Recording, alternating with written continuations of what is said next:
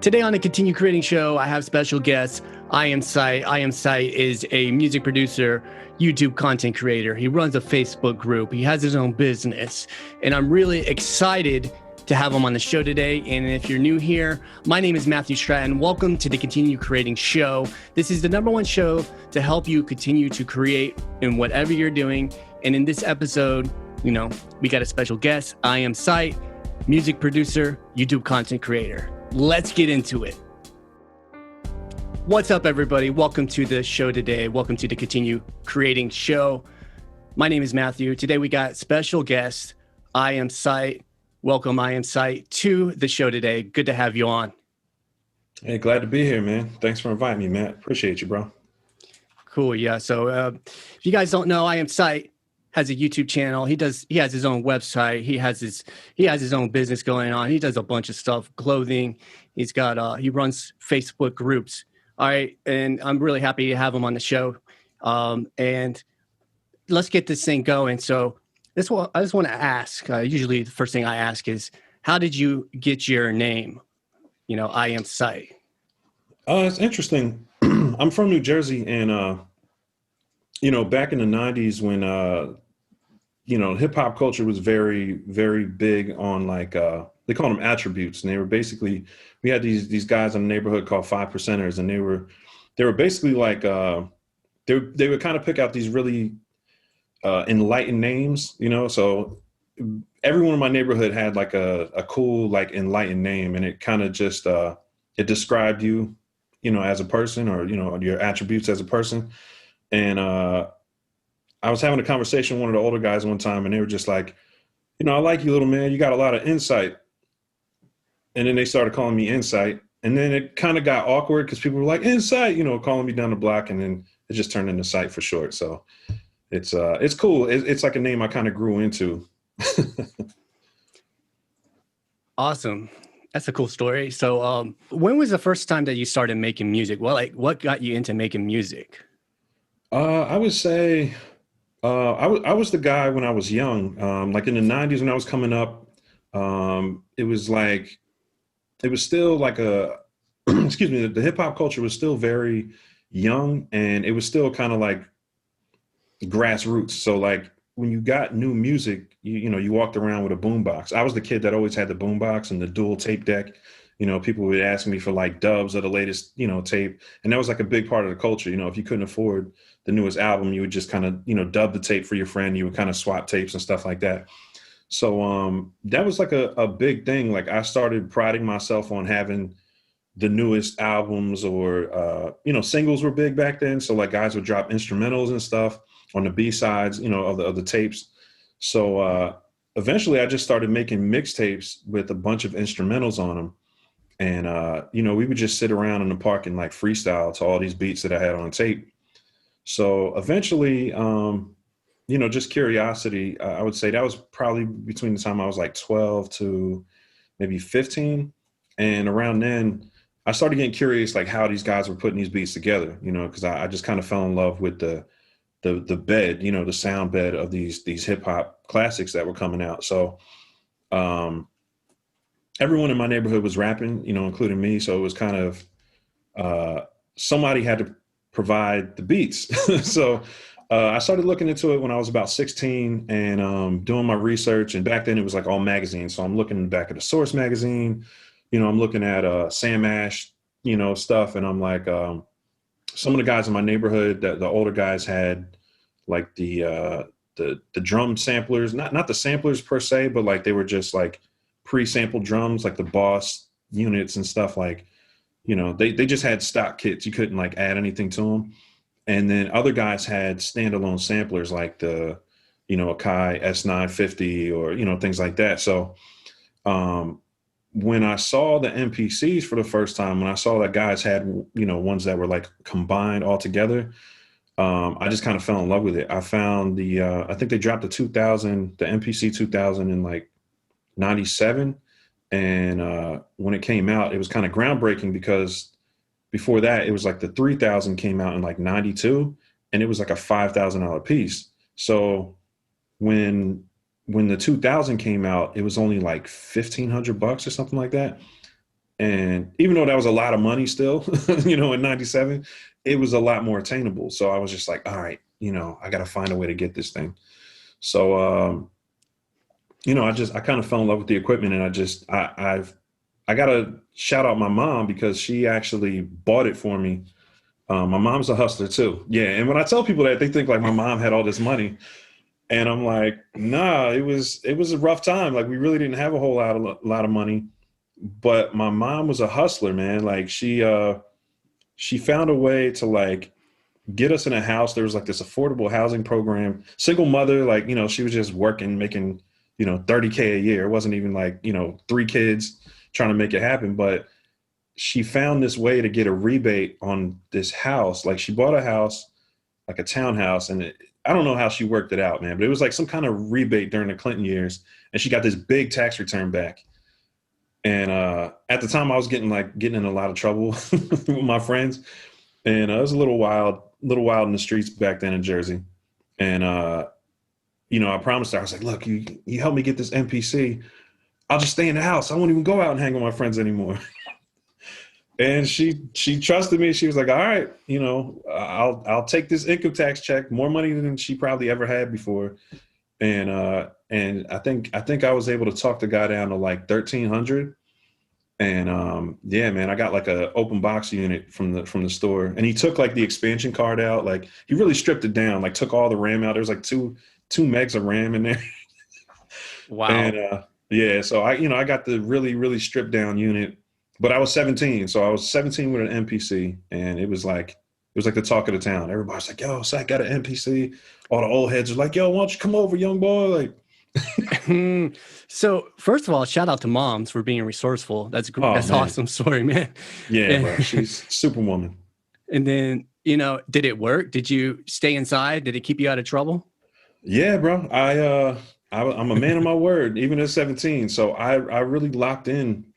I tell people all I had was my MPC, like a belt drive Techniques turntable I got from a thrift shop, and like another crate of records I bought from a thrift shop.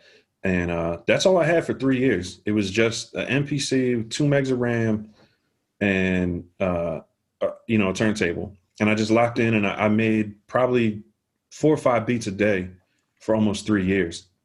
And before I got any other equipment. So that was like no mixers, no anything. I had to really learn that thing inside and out. So yeah. you had your turntable hooked up. You were getting a lot of sounds that way, huh? Yeah. Just little Serwin Vega speaker system, with the 15s. I had the MPC on one speaker and I had a turntable on the other. And nice. That's all I did, man. Just sampled day and night, for like 3 straight years. So that's kind of like, obviously the core of my sound is sample based, because that's how I started. Awesome, man. It's quite a story. So whenever you made your beats, right, then obviously you got some people to put some lyrics over the top of it. Were you putting lyrics over the top of it as well, or how did that work out? Yeah, I was still rapping at the time.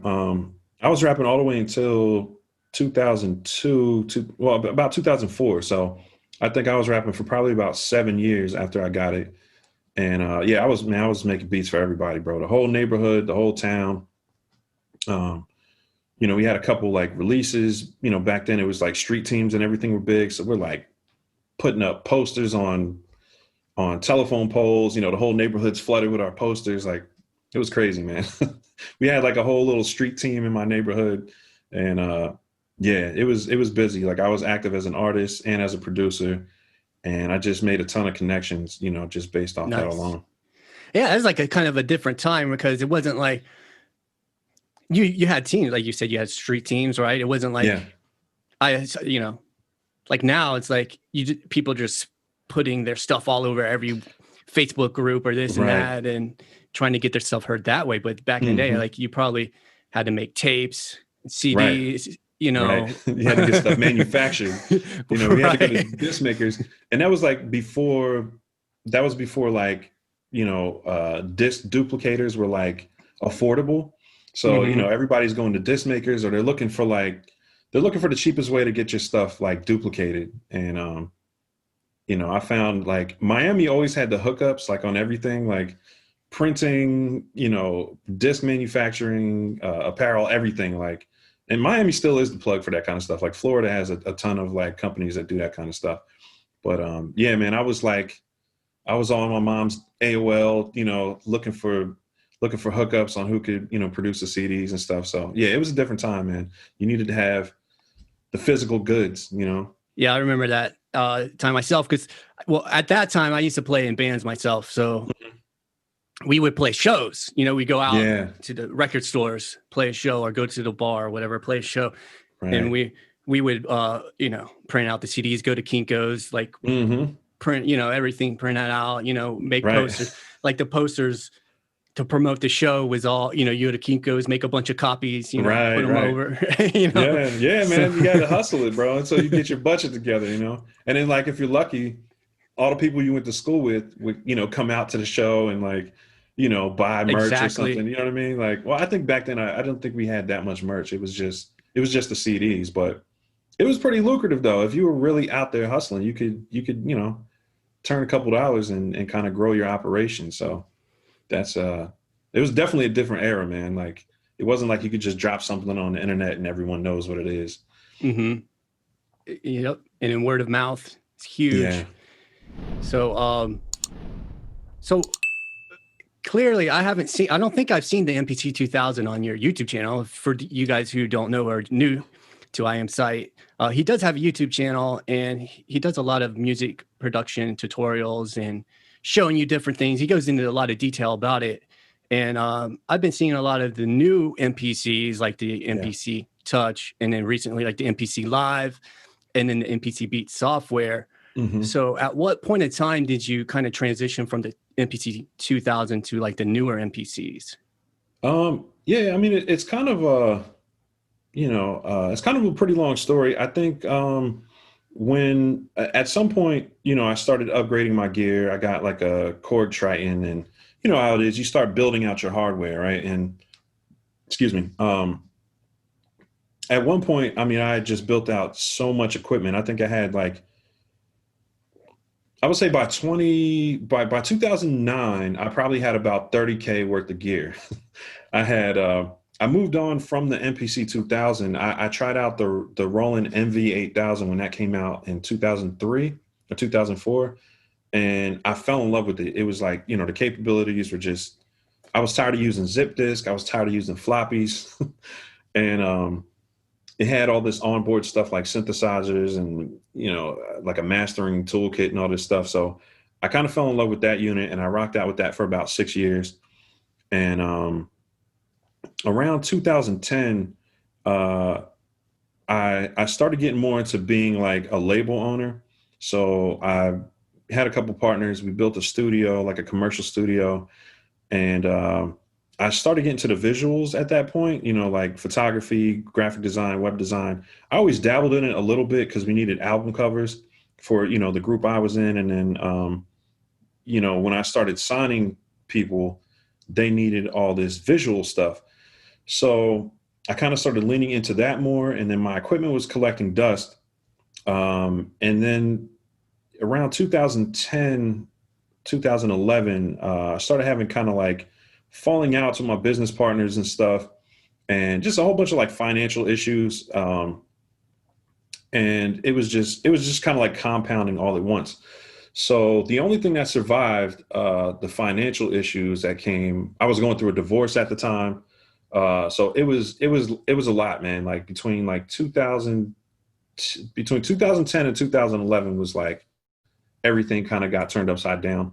And so I really wanted to stick with the visuals because it was paying the bills, basically. The music was kind of tough to sell at that point because like the industry was going through a transition. People were downloading stuff off Napster. So, the industry opportunities started kind of drying up. So I know this is kind of long. I'm just trying to explain where my gear went. During that period, I had to sell a lot of it.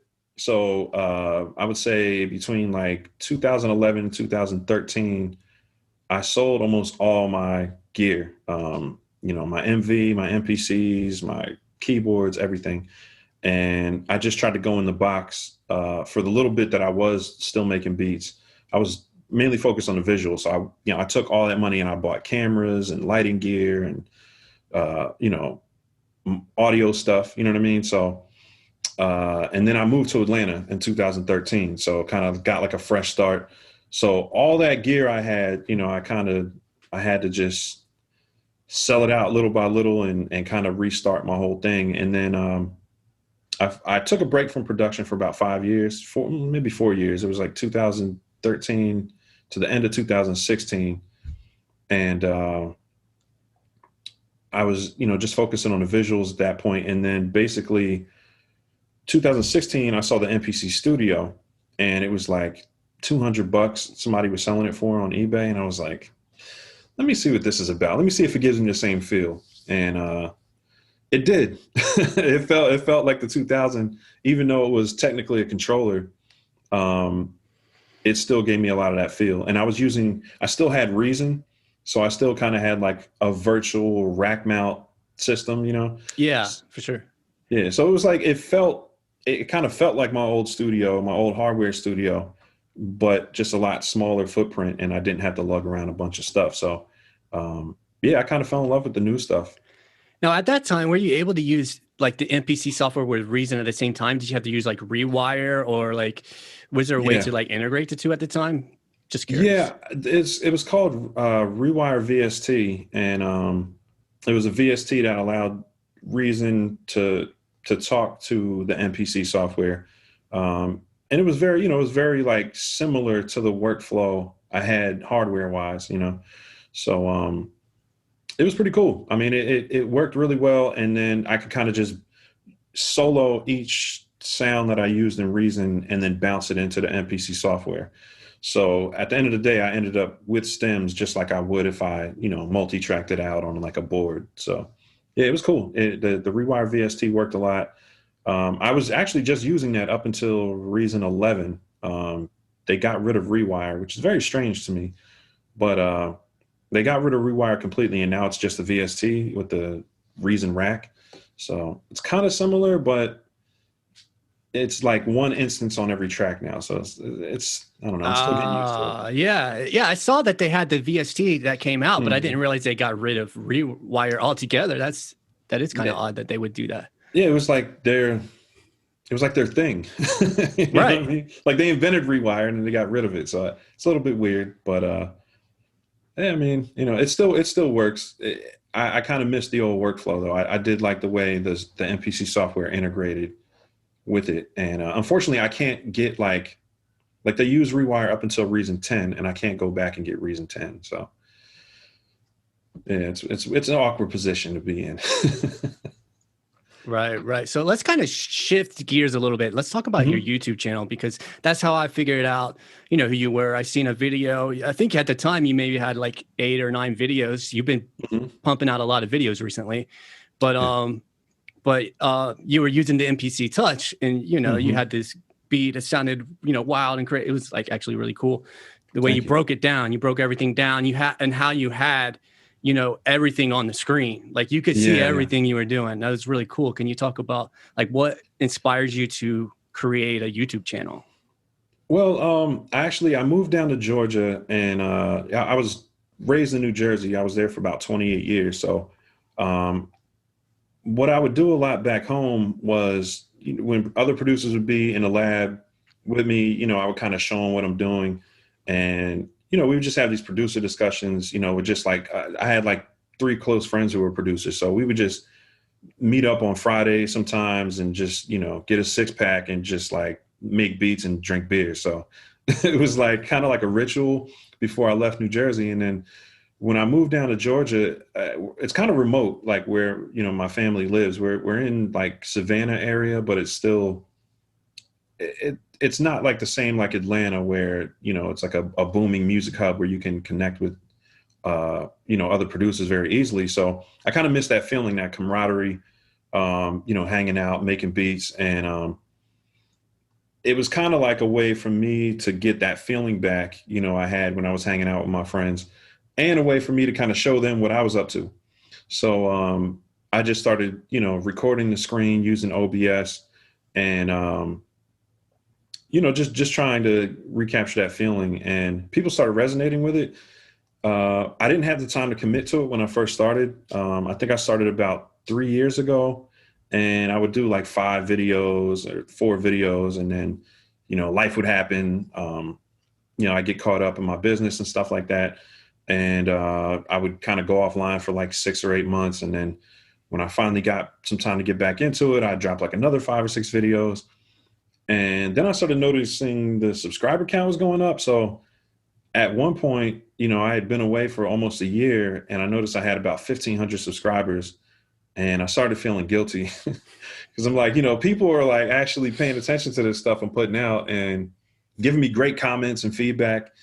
And I'm like, all right, man, I gotta get focused and, just really lock in. And, I know you're very big into like Think Media and those guys, Sean Cannell, that they always give great advice on like, taking your talent and how to, make it into a business.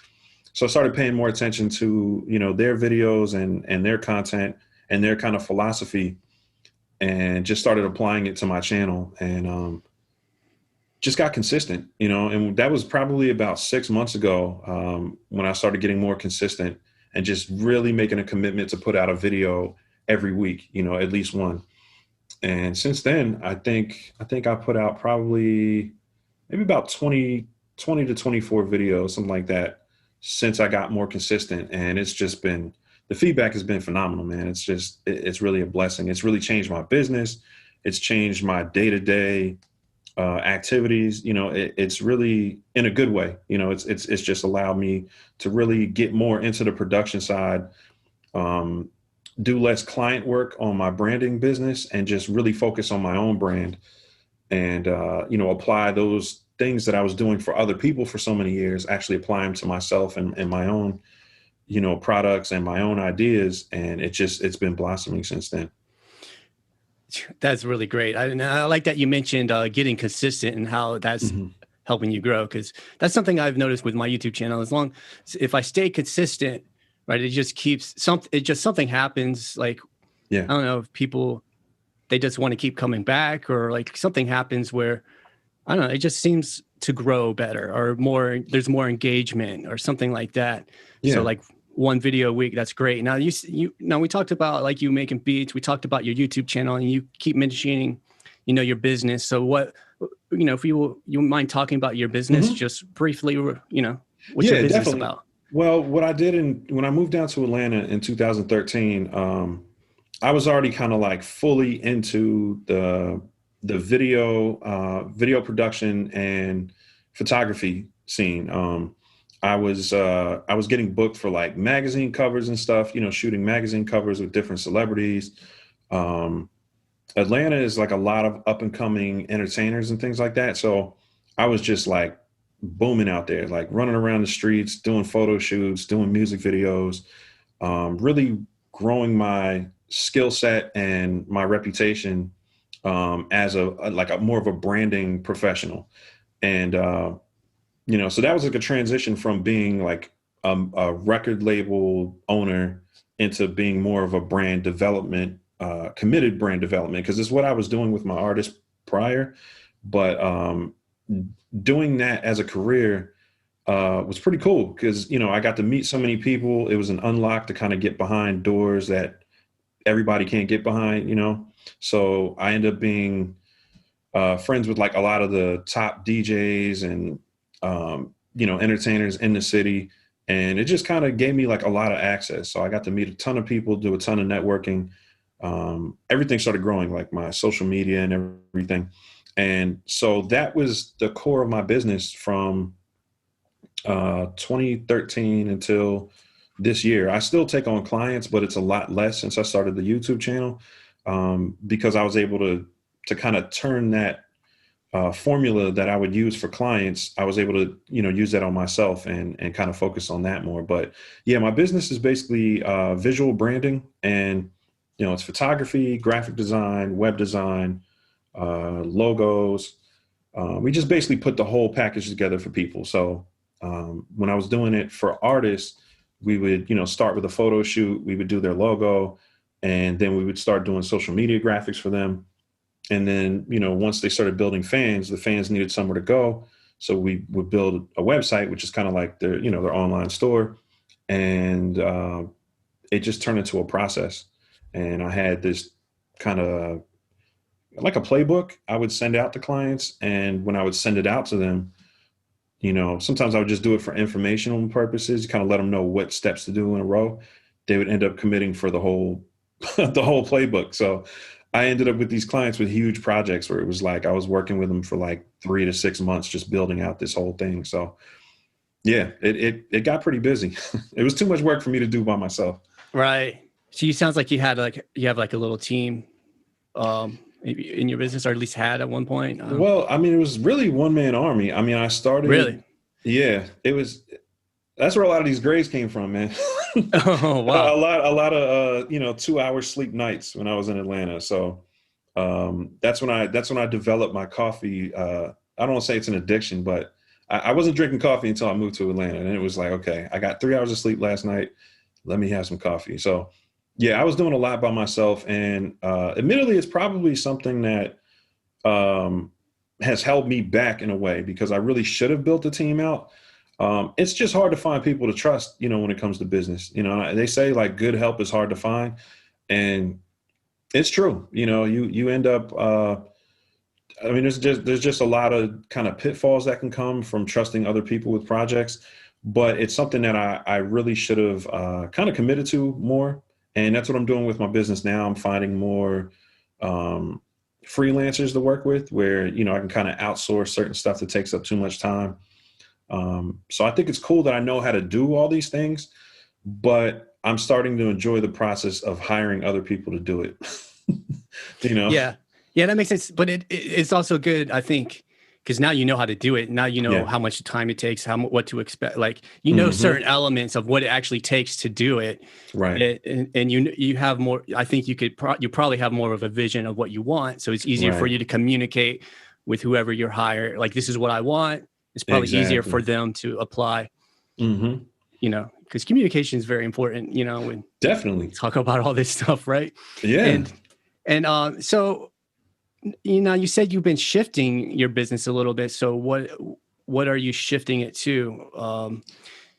Can you just talk about that a little bit? Yeah. Well, kind of what has come through my personal branding efforts, like branding myself, and also, I kind of took the hashtag MPC Gang and owned it in a way. Like I made a group out of it. I made like apparel out of it. You can probably see some of it back there. Like I started making hoodies. I started making T-shirts, and Akai actually reached out to me last year, and saw what I was doing with it, and at first, the conversation was, this is our trademark, like what's going on, and they were real cool about it, but they had to let me know, like, it's cool that you like our stuff, but you basically, I needed to communicate with them if I was going to use it to kind of build a platform. So they were real cool about it. I talked to their legal team and stuff, and let them know, like I was kind of building a community of MPC enthusiasts.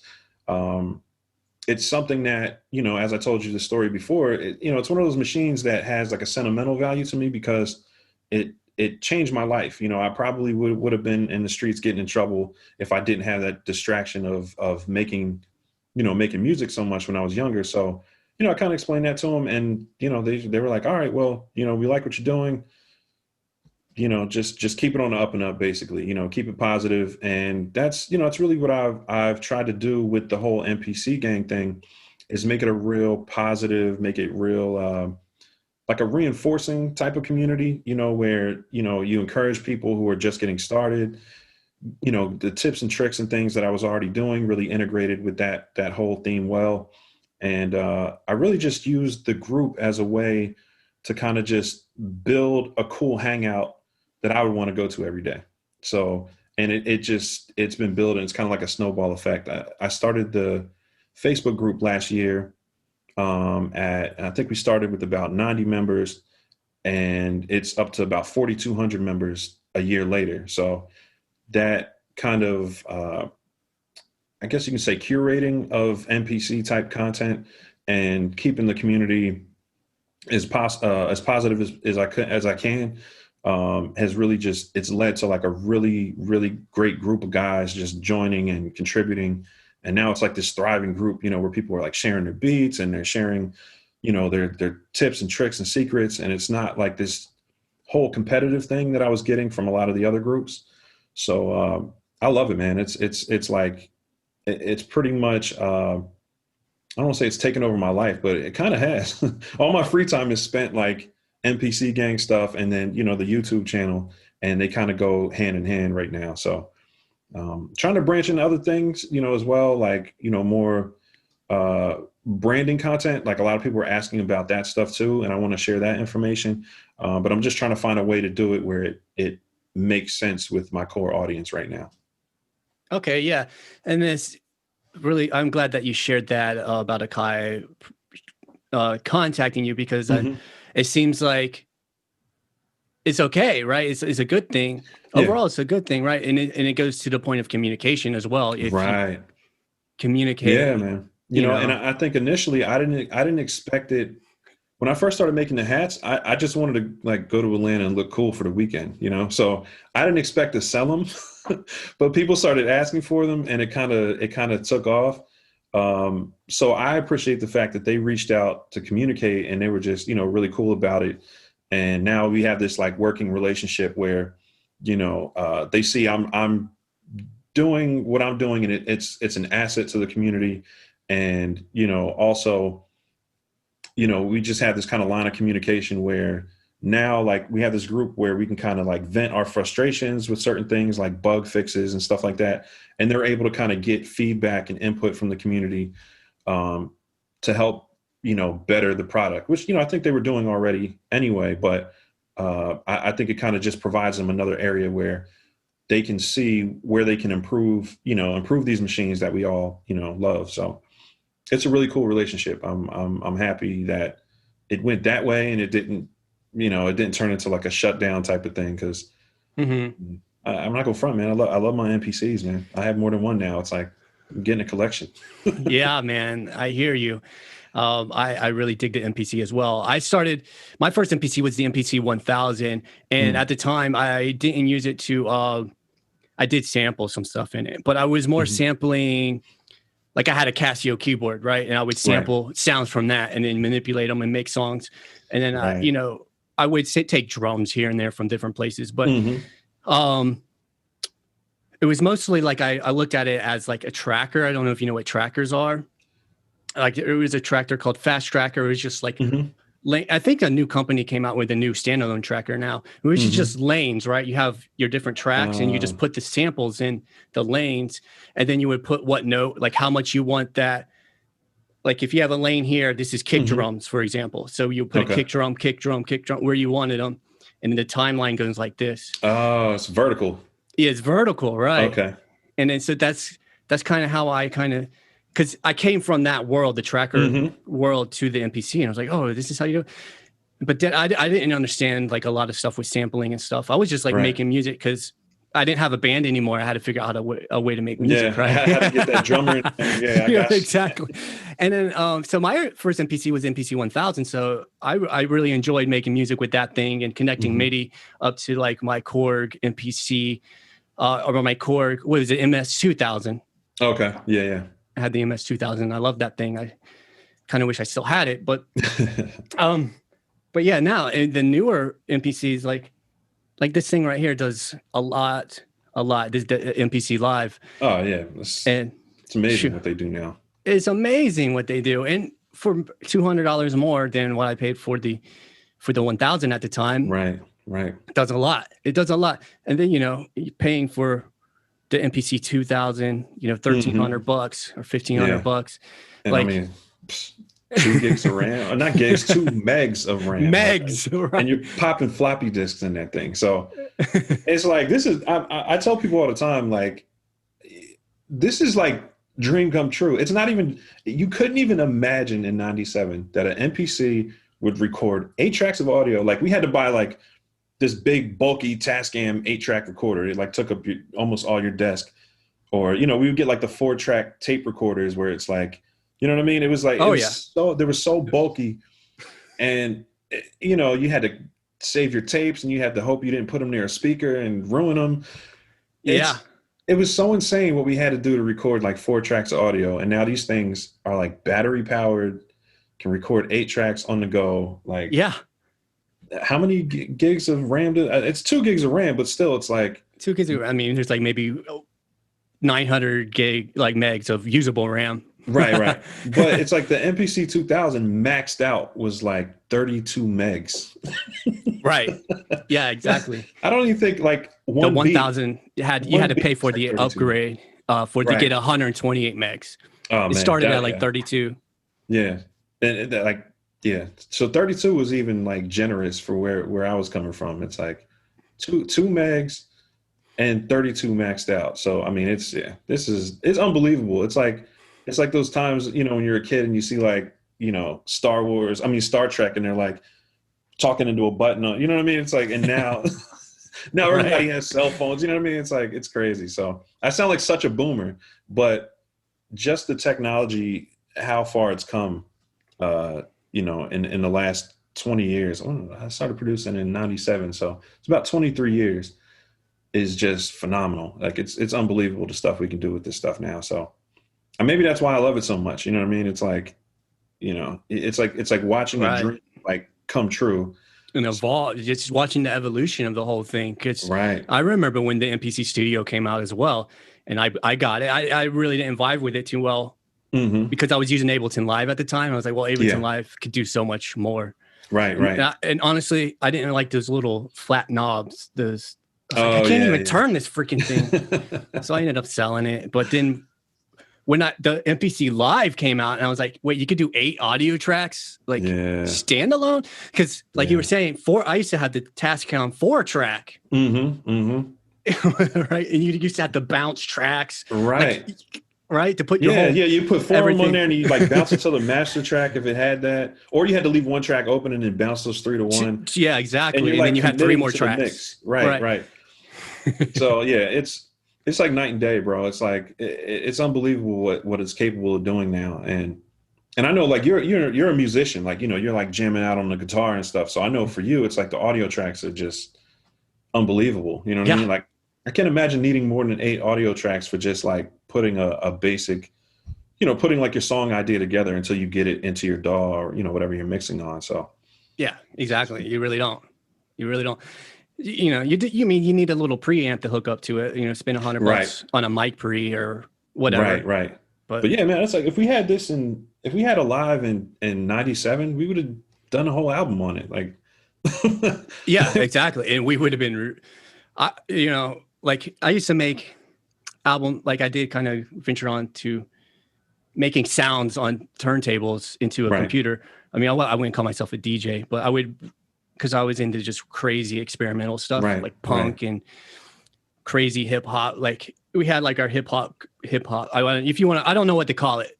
I would say hip hop. Right. We had a hip hop group, and I would make sounds and stuff. And we ventured into the computer, like, which made it a lot easier. I remember that transition. I'm like, oh wow, we could do this all into the computer. Right. From the Tascam. And I was like, this is like a whole new world. Yeah, man. I mean, the digital revolution changed everything. Yeah, absolutely. So to be the MPC being where it is now, man, I do appreciate it, and I do appreciate your community as well. I hop in there every once in a while. There's a lot going on in there on your Facebook group. Yeah. There's I mean, it's pretty active. I mean, I think last time I checked, it's up to like 20 posts a day, which it gives you like a little healthy meter if you're a moderator, and it's like a little health meter for your group, and it's always like maxed out. So I'm like, let's go, healthy group. but there is a fair amount of, you know, moderation I have to do, right? Because you know, you get grumpy people, you know, that come and go, and I mean, it's inevitable, you know, when you have like an online group, like you're going to get people that get into spats and stuff like that. So I just try to keep my eye out for it, and you know, make sure nothing gets out of hand, and make sure that people are staying positive. And you know, I don't want to make it like a fake utopia or something online. Right. You know what I mean? Yeah. But at the same time, you know, the group is there to help people, and you don't want to scare off people who are new and trying to learn. And that's really been the biggest thing is kind of trying to lead by example when it comes to that stuff, because, I'm 40 now, and I remember when I was, 17 with my first MPC, and I'm like, if people would have just bashed me every time I put a beat up, I would never pursue it, or I would just keep it to myself, and not learn as quickly as I could. So I was lucky enough to have, even back then, I had like 2 or 3 mentors I could really bounce ideas off. When I was ready to move on to like a new phase in my hardware career or hardware collection, I had guys I can ask, what's the next logical step for me? A patch bay, or, should I get a mixer, or, an ADAT machine? So, I always had guys I could ask technical questions, and it really helped me grow, faster as an artist, and get to my comfort zone faster, because that's the thing with making music. It's like, we're all self-conscious, as artists, and it doesn't take much for us to kind of like go back in our shell, like all it takes is for somebody to be like, you suck. That beat is trash, and then it's just like, all right, well, maybe this isn't for me. And that's not fair, because we all make trash beats. I've been doing it for 23 years, and I make trash beats all the time. Y'all will never see them. No, I'm joking. Sometimes I try to leave them on the channel just so people know, like, I'm far from perfect on an MPC. I make some trash too, but that's the thing about being an artist, man. We have to support each other, and encourage the next generation as well, because they're going to be the ones that kind of innovate and take the music to new levels. And I just try to keep that community positive and embracing new people as well as the old heads, because a lot of guys my age, we're stuck in our 90s ways, man. We love our boom bap stuff, and I want them to feel comfortable too. I don't want them to feel like, if they're not posting trap beats, they can't participate.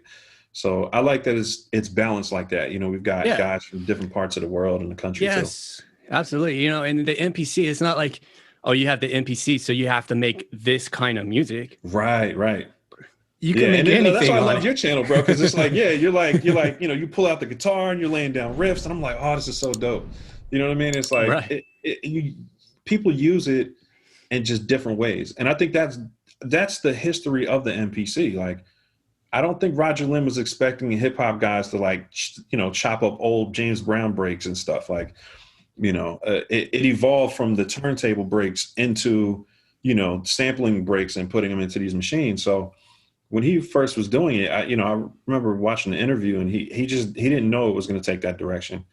So I think it's dope that, those kind of innovating things are still happening, and they're going to happen one way or another. If somebody can only buy an MPC, they're going to find ways to make stuff happen on it, So, and I like that more than like gear lust, like we can get lost in spending thousands of dollars on equipment and never really figuring out what the equipment we have does, Yes.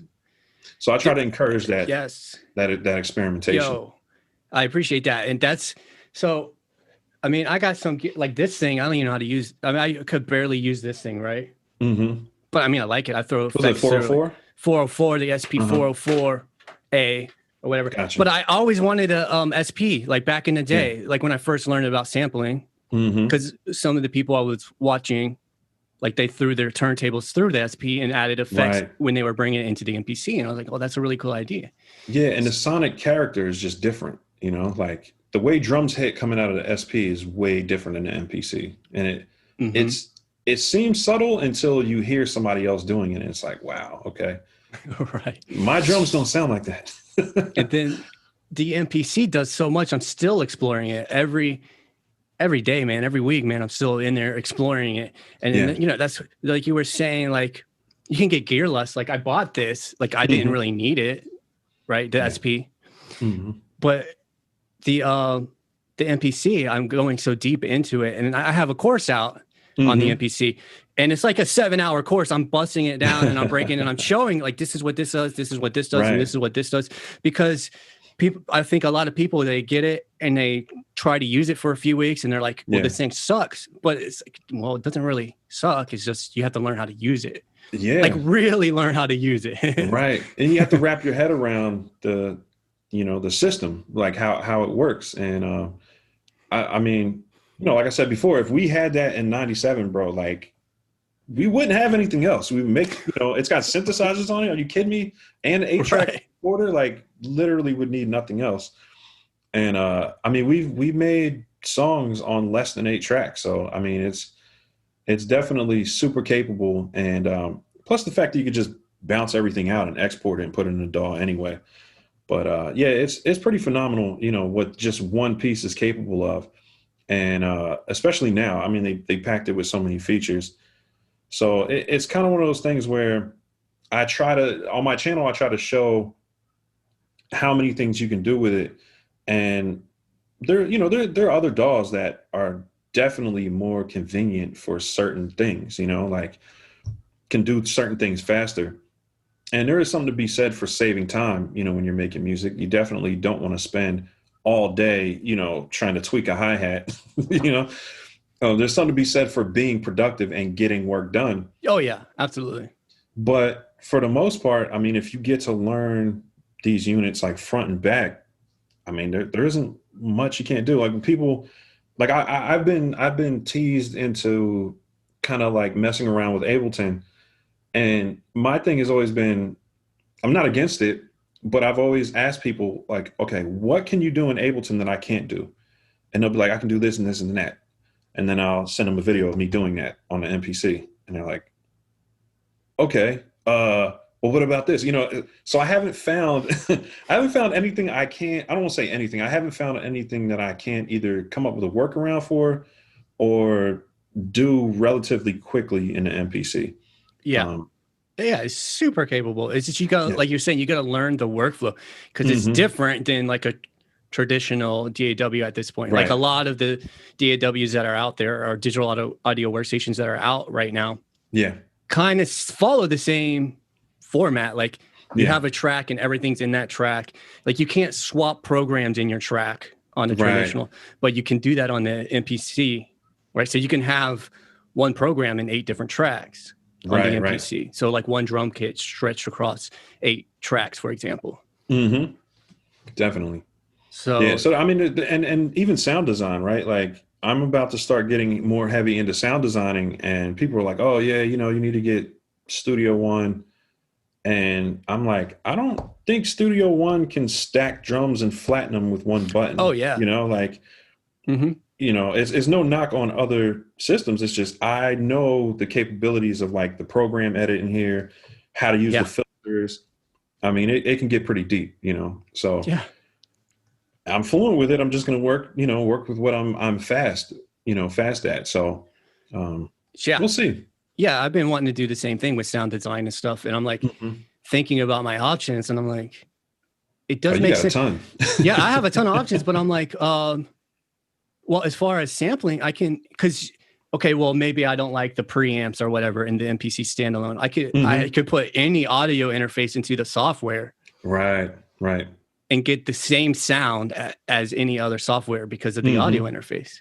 Exactly. Then once you get the sound, it's up to you how you stack the sounds, filter the sounds, whatever compressor you put on or whatever to make and sculpt the sound that you want.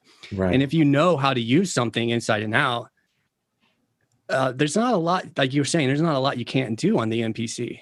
Right. Once you learn especially when it comes to samples, if you're building a kit, being able to trim it and filter it and everything in just one screen is pretty powerful. Tune it, all the different tuning options, stretch it. I mean, it's pretty powerful for sound design. So I think it's one, and like you were saying, the audio quality in standalone, I don't use mine in standalone that often. Like I have the Live 2 and I try to commit to using it twice a week. And I only use the Live 2 standalone. I still keep the Touch in my main studio. But I think that using another interface, like, I got hooked on 48K. So now like I'm using 48 kilohertz for like all my stuff in the studio, even when I bounce it out from standalone, and you can definitely hear the difference. It's like, it's noticeably clearer. So, I think using it in conjunction with another interface, like really gives you a ton of options as well. So, and I'm about to start working on my outboard gear, like more so signal processors, like, tube pedals and, guitar pedals and effects and stuff like that. I'm probably going to start dabbling in that more so to manipulate samples and use as like an aux, effect type of thing. So yeah, that's my game plan for this year, man. Like get more outboard stuff, maybe like not a ton, but maybe just a cool like guitar pedal rack, setup. I don't know what you guys call it, where it's like you got the pedals in a line, you got like a little effects bus, I guess you can call it, and start using that kind of stuff because it's small. Like I'm trying to keep things small and efficient, and not build my studio up with a whole separate, bunch of rack mount stuff. I'm glad we're having this conversation. I know a lot of people like to listen to this stuff. Yeah, believe it or not. It surprised me. I'm surprised so many people like my channel. It's still shocking to me. Yeah, it's cool, man. And it's good to speak to you. Just like outside of the comments, and we get to hear kind of a natural, right, definitely thought process. Yeah. I guess I don't know. Yeah. No, and what's cool, bro? Like I'm enjoying like just like having like a tribe of people I can talk to, who are into the YouTube space, into the producer space.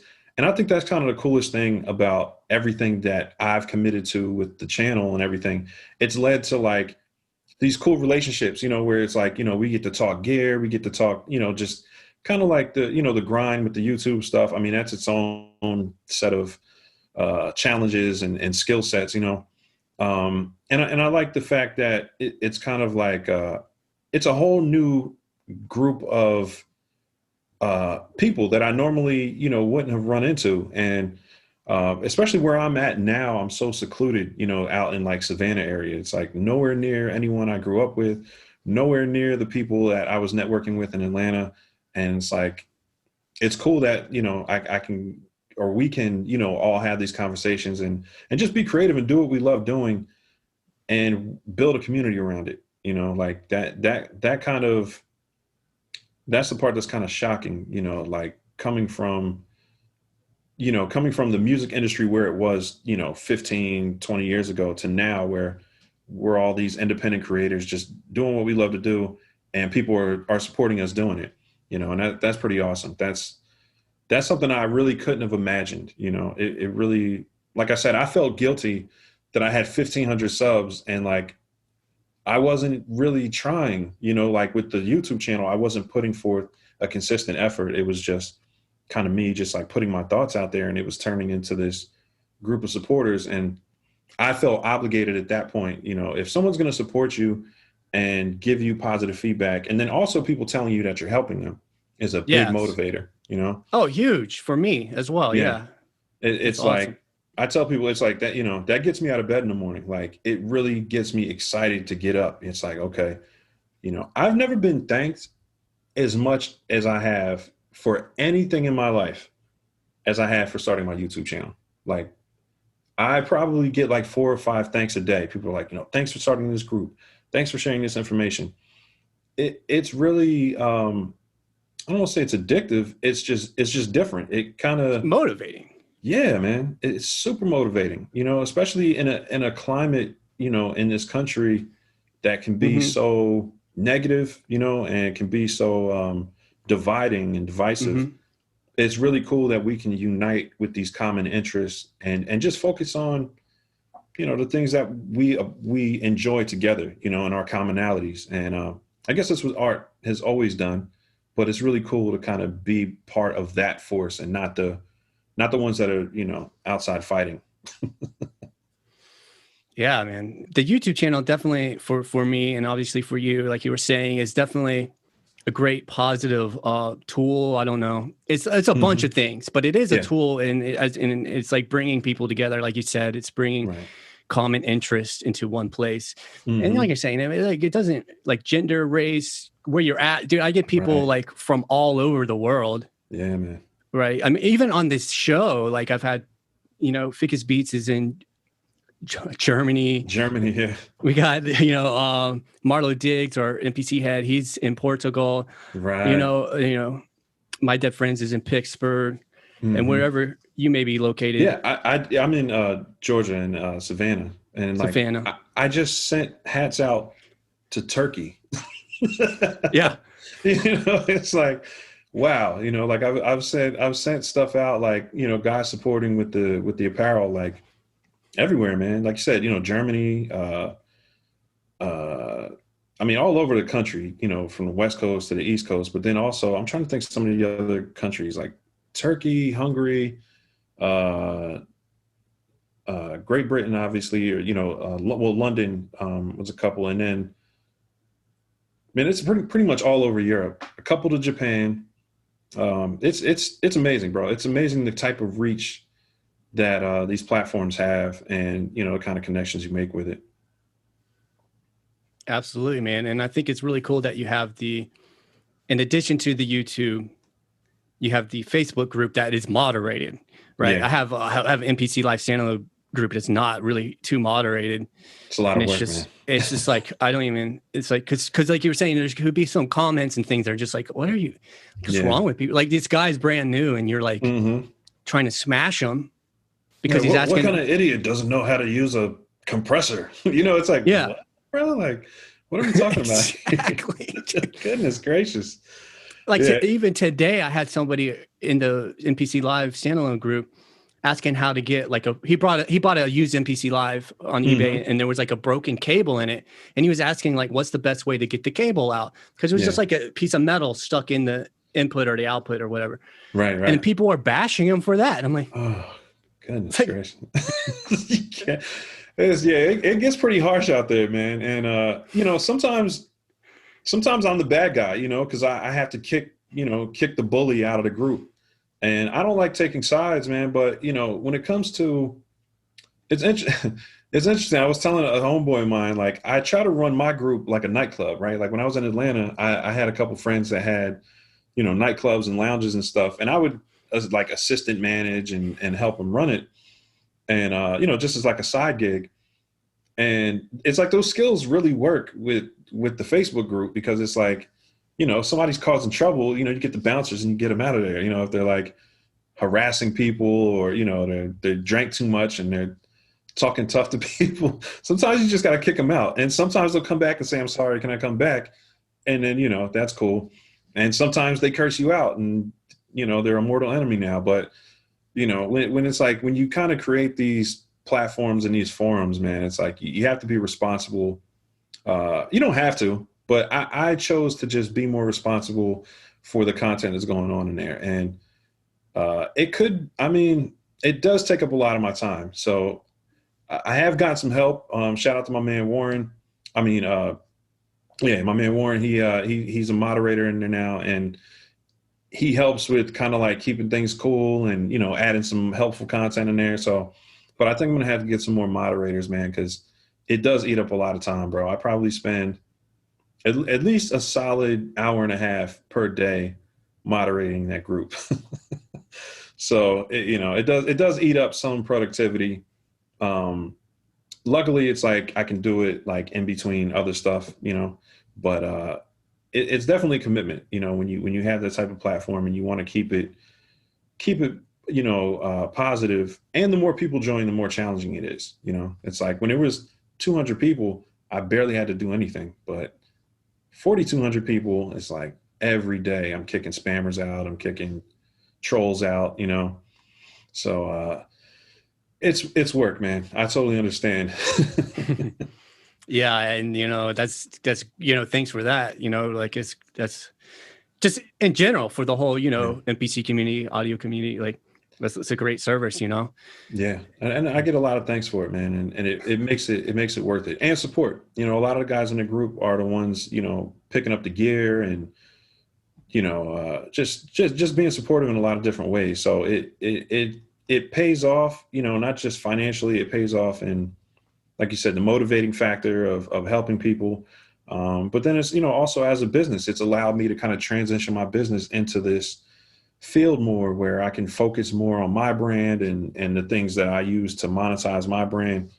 And, it's just enabled me to be less dependent on clients and picking up clients with my main business, I'm my best client now.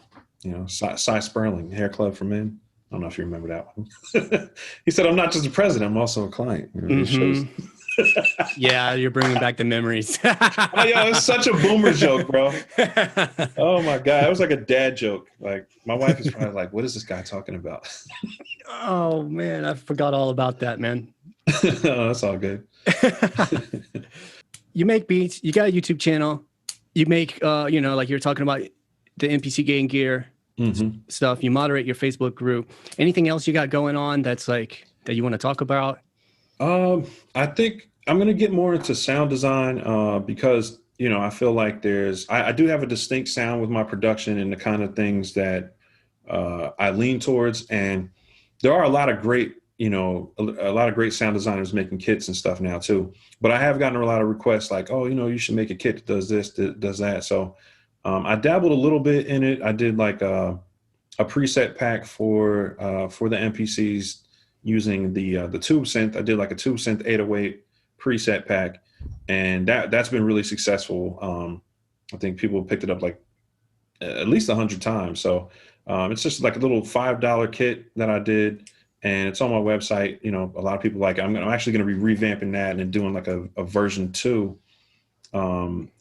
And yeah, I think I'm just going to start collabing more with a lot of the guys in the community that that the community likes. You know, like my thing has been trying to kind of bring light to the people that are more productive in the community.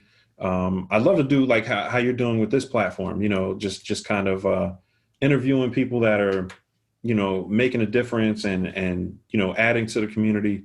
So, you know, I'm hoping to get more into that, but it's tough during this time. I mean, as far as you have to learn the skill set, obviously, you know, like I was hoping to do more physical interviews. Like I'm more of like a, you know, stand next to somebody, you know, with a microphone type of thing. But I think I've been resisting the idea of doing these type of interviews. And now that you've kind of given me the opportunity to work on like, you know, my Zoom setup, like I just did all this whole backdrop thing today. I'm like, oh, okay, that looks pretty cool.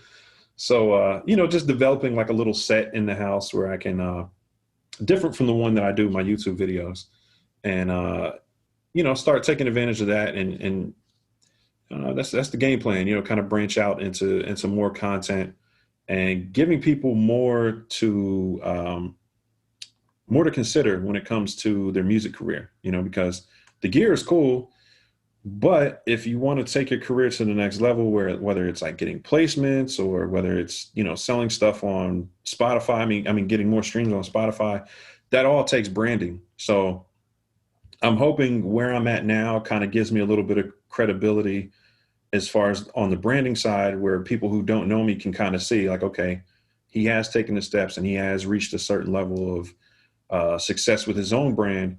You know, I'm hoping that gives me a little bit more leverage when I'm speaking to people about improving their brand. So I think it is. People have been asking me, you know, to do more branding material on my channel as far as a producer, you know, how to improve your overall brand, how to grow your followers and your subscribers and things like that. So that's kind of the next step. I want to finish the year off providing more content in that lane. Awesome, So man. that's the game plan. Kind of long-winded, sorry. Nah, that's great, dude. It's good to hear about what you know, got in mind.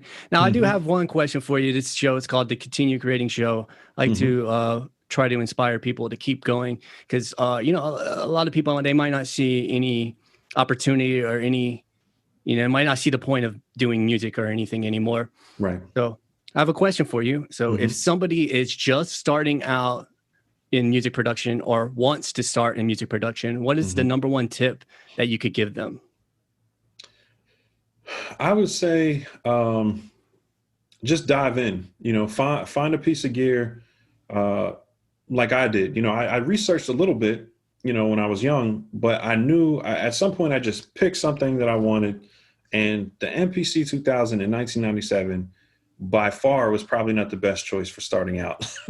You know, I wasn't able to record anything. I was literally just making beats and saving them on floppies. But I started the learning process. I started, you know, the music production skill set building.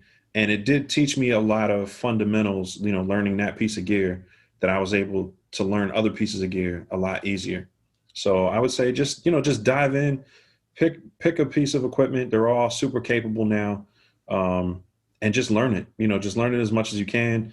And if it's something that you end up like really having a lot of pet peeves, just move on to another piece of gear, or, add to it, or whatever you need to do. But you just got to dive in and have fun with it. Like I got back into music production. I was doing it for placements in like the 90s and the early 2000s. And that game got really discouraging. There was so much competition, and there were so many people that were just, they call them snakes in the industry. The music industry can be very, I guess you can call it backbiting. People are really out for themselves, and that kind of environment was not really good for me. Like, mental health wise, it puts you in a bad space. So when I got into making music again, I did it for me. I make the kind of beats I love making. I don't care if people think they're old school or whatever. I just make the kind of stuff I love making. And I love that's what you do on your channel too. You make the stuff that resonates with you, and you're going to find your own crowd eventually. People are going to gravitate to it who like it, and the people who don't will go somewhere else. But you don't have to be self-conscious about it. Just be yourself, make the kind of stuff you love making, and your crowd and the people who resonate with you will find you. Yeah, that's great advice. And I really love the fact that you just say, pick something and learn how to use it. Like, yeah, I think that's wonderful. And, having like, you don't have to go too crazy with it, but having kind of something in mind that you want to do. Maybe you want to make just a beat, just one beat. Like, okay, what do you have to do to make a beat? And then learn how to do it on that piece of gear that you chose. Right. Right. And then just taking the small steps, like figuring out what the next step is with the gear that you already have. Right. Right. And it's never too late. I think it's one of those things where, we have guys in MPC Gang where we have like 16-year-olds who got their first MPC. And then we have guys that are like 45 and they're like, I always wanted to make beats, and they're starting from scratch. And it's one of those things where, age is not a thing. It's, it's not a competition. When it comes to art and creating, it's really about expressing yourself. And it's really about, what I noticed when I took my break from music production is it felt like something was missing. And once I got back into making beats just for myself and just doing it kind of to scratch an itch, like it turned into something else. I didn't expect all this to happen with my channel and everything, but that love for making music never went away. And when I started fulfilling it, all these great things started happening. So, if you have like a drive, or, if your mind is telling you that you really want to do something, just make a commitment to doing it. You might not do it the rest of your life, or you might, it might change your life. So you just have to make that commitment to just getting in there and expressing the things, the callings that you feel, Yeah, for sure. For sure. I love that, because that's exactly like what happened to me. Like I didn't, I wanted to give up, man. I wanted to completely give up.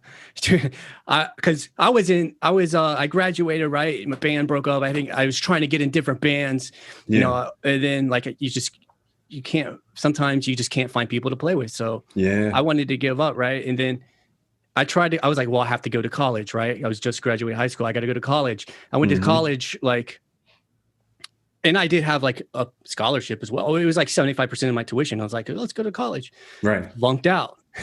Oh gosh. I went again. I was like, okay, I'm going to try this again. I want to go for music. Like I want to go to school to teach music. So maybe that's what I need to do. Right. I started going, flunked out. Wow.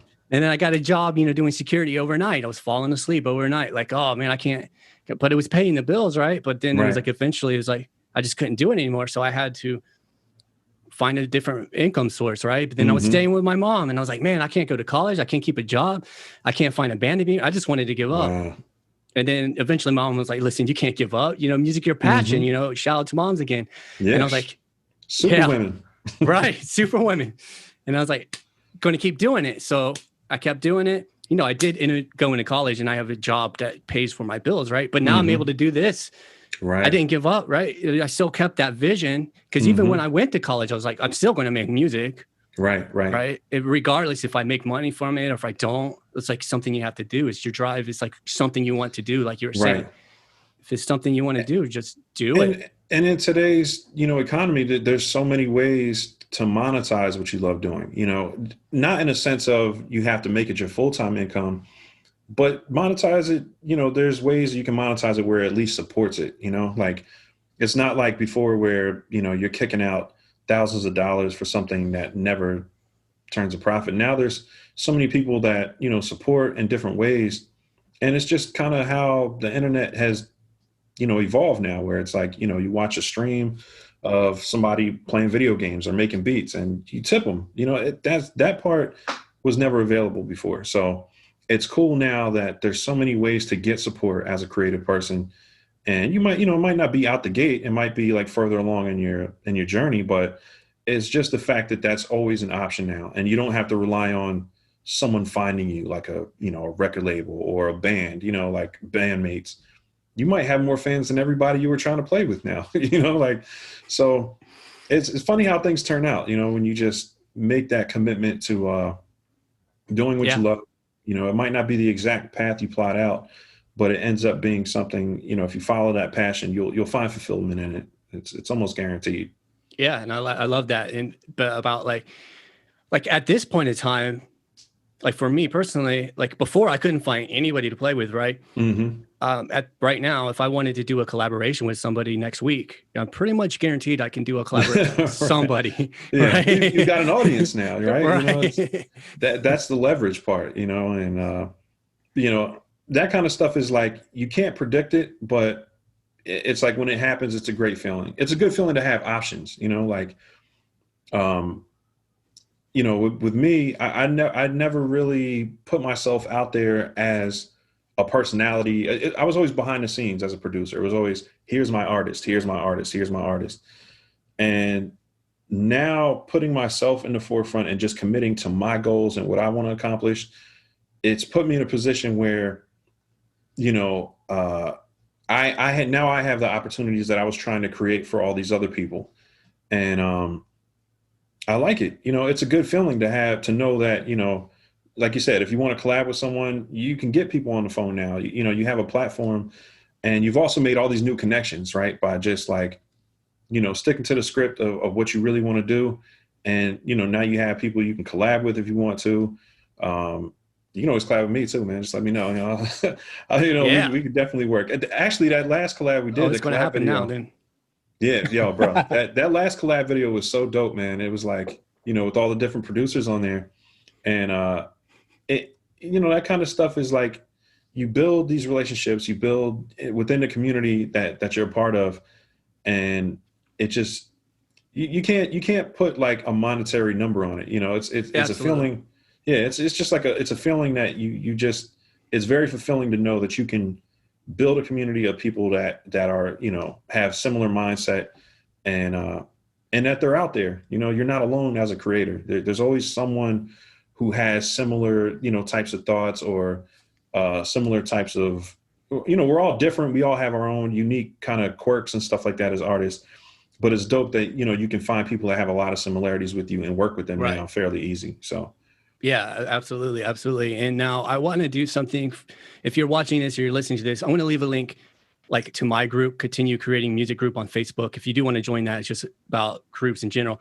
And if you care if I leave the MPC Gang Facebook group in the description as well? Oh, no, that's great, man. I appreciate it. So go ahead and check out that group. Like you said, there's like a bunch of people in there. Don't be too. It's like 4,200 now. Yeah, don't get too discouraged. Like, and if somebody says something bad to you, like, don't give up. Like, just ignore that crap. Yeah, right? And I'm pretty good at like taking out the trolls. Most of the guys in there are really awesome, and not for nothing, there's just more good guys than bad in that group now. So it's like, it does make my job easier, because when somebody does say something discouraging, it's like everybody is like, yo, man, what's your problem? So yeah, there's a lot of encouragement in there. New guys come in there and they're just very grateful. They're like, oh, thank you guys. I love this group. I see that kind of stuff all the time. And that's not like a pat myself on the back thing. It's just like, it's just great to see that, you know, something that I kind of curated. I don't say I started the group, but I don't claim it as my group. It's a collective of people who are just being great and just, you know, being positive. And we just share this love for these machines. And it's kind of like people have turned that into a community that's just very helpful. So I can't take credit for that. Like, that's people just being great, you know? Right. But I mean, yeah, there you go. Yeah. So awesome. Yeah. Join that community. If you got an MPC, join the MPC Gang community. Absolutely. Now, is Love there to have you. any other way that people can get a hold of you, like your Instagram, Facebook, or how can people find you online? Yeah. Well, Iamsight, Iamsight. That's my Instagram tag, my Instagram name, my Twitter name. I'm not on Twitter that much. Iamsight.com, and Facebook, Iamsight609.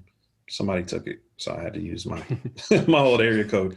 But yeah, if you Google Iamsight, you'll find me. Or if you Google MPC Gang, you'll find me too. Awesome. Great, man. It's been a great conversation, I think. It's good talking to you. Absolutely, bro. I appreciate you reaching out, and you know, I always appreciate you reaching out to collab. You know, even the first collab that I did it's the only YouTube collab I've done so far. So yeah, I appreciate you too, man. You're really doing a great thing for the community.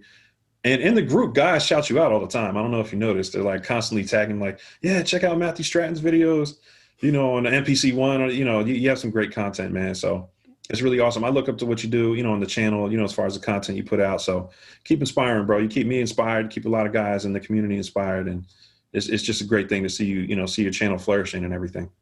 Awesome, man. It's great to hear. Great to have your support, man. And everybody in the MPT Gang community, I appreciate you as well. I do drop in time to time, but I try not to spam my content in there. Yeah, you know, you make great stuff, man. I tell you, you're always welcome. You know, we try to keep it flooded with, like, you know, learning content and just positive stuff. So feel free, bro. You're always welcome. Yeah, great, awesome, man. It's great to have you on, man. Now, I do want to touch on this a little bit. Is there any place that where you are releasing any music other than, you know, YouTube? Like, do you have Spotify or BeatStars or anything like that? Yeah, I do have I have a BeatStars page. I don't update it as much as I should, but I do have it on my website, iamsight.com. I have like my BeatStars page is like a section on there. But you can look me up on BeatStars as well. But I haven't been releasing a ton. That's something that's kind of like on the to-do list. So I want to put out more content because, you know, I do get a lot of great feedback on the beats that I do on the channel, and I'd like to release them more. And I see guys like MPC Head and, you know, Cooking Soul, and these guys are just like making fire beats, man. And you know, they've used that to really grow their brand, and so I definitely realize I'm slacking on that part. Okay, yeah. I hear you. I'm kind of slacking myself, man, but you know, you got to just put it out there, man. We'll have to motivate each other. Yeah, man. Keep each other accountable, bro. Like we both need to do it. There's no reason not to. You know, you can't lose. Awesome. All right. Hey, is there anything else you want to say before we wrap this up? Oh no, that's all, man. You know, shout out to everybody who supports and you know, everybody who subscribed to the channel. I appreciate you guys, and yeah, man, just you know, I love the whole NPC community, man. It's really been great, you know, kind of transitioning my career into more of this community. So thank you guys. I appreciate everybody who tunes in, watches my videos, and thanks again for having me on, Matt. Hey, yeah, it's been great having you on. And again, everybody, check out Iamsight on his social. I'll leave links in the description of this video. And if you're listening to the audio only podcast, check out the description there as well. I leave links for his YouTube channel and social and stuff like that. All right. I appreciate you guys, everybody listening to this. Stop listening and create something. All right. I appreciate y'all. Let's go. Peace, y'all.